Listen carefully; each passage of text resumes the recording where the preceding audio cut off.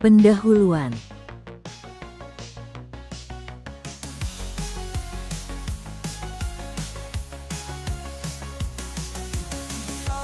Uji independen digunakan untuk memeriksa apakah dua variabel yang berbeda saling bebas atau tidak, berdasarkan data yang ada. Ini dilakukan dengan menggunakan berbagai jenis uji statistik yang disesuaikan dengan jenis data yang tersedia. Untuk melakukan itu, kita bisa menggunakan sampel. Sampel adalah sebagian kecil data yang kita ambil dari populasi besar untuk menggambarkan keseluruhan populasi. Konsep dasar sampel tidak berpasangan. Sampel tidak berpasangan berarti kita membandingkan dua kelompok yang tidak saling berhubungan satu sama lain. Setiap anggota di kelompok pertama tidak memiliki pasangan dengan anggota di kelompok kedua. Contohnya, kita ingin membandingkan skor ujian antara dua kelas yang diajar oleh guru yang berbeda. Kelas A dan kelas B tidak berhubungan satu sama lain, jadi ini adalah contoh sampel tidak berpasangan.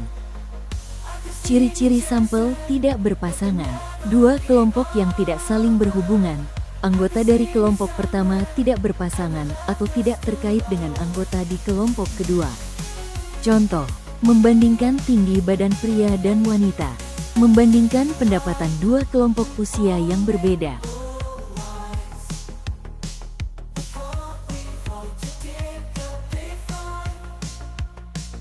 Penelitian ini bertujuan untuk mengetahui apakah kepemilikan anjing memengaruhi kemampuan melempar frisbee. Sebanyak 30 partisipan dibagi menjadi dua kelompok, pemilik anjing dan non-pemilik. Masing-masing diminta melempar frisbee, dan jarak lemparan dicatat dalam meter. Rata-rata jarak dari kedua kelompok dibandingkan menggunakan independent samples t-test untuk menentukan apakah perbedaannya signifikan secara statistik. Hasilnya akan menjawab apakah memiliki anjing berpengaruh terhadap kemampuan melempar frisbee. Ini adalah gambarannya.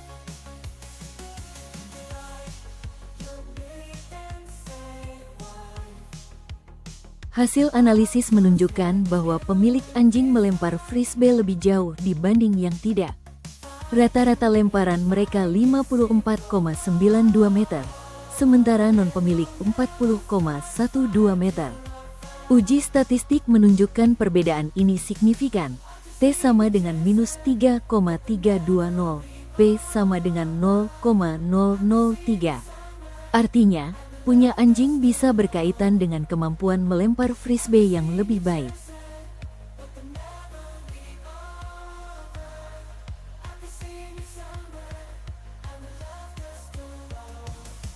Ini adalah gambaran dari interpretasi hasil dari pelaporan. Levens test, F sama dengan 2900, P sama dengan 100 varians homogen pakai baris equal variances assumed. T-test equal variances T 28 sama dengan minus 3320 P sama dengan 003 kurang dari 05. Mean difference sama dengan minus 14.796 meter. Kesimpulan, P kurang dari 0,5 tolak H rata-rata jarak lempar antar kelompok signifikan berbeda, dengan pemilik anjing melempar lebih jauh.